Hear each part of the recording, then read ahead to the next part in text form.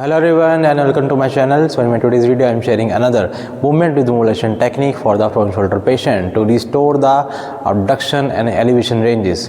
This technique is called as end range posterior inferior glide mobilization technique. So let's start with the practical demonstration of the exercise. For the practical demonstration, the patient is in the standing position. Now the patient's bilateral hand has to be placed on the wall in the available range. So let's say this patient has pain and restriction in the end range of the elevation.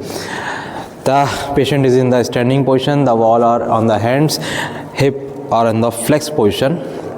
This is the starting position. Now from the right hand you have to stabilize the scapula and your left hand has to be placed on the head of humerus.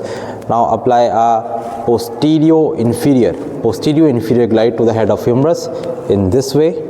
Now ask patient to drop your trunk down to create a passive flexion. Again back.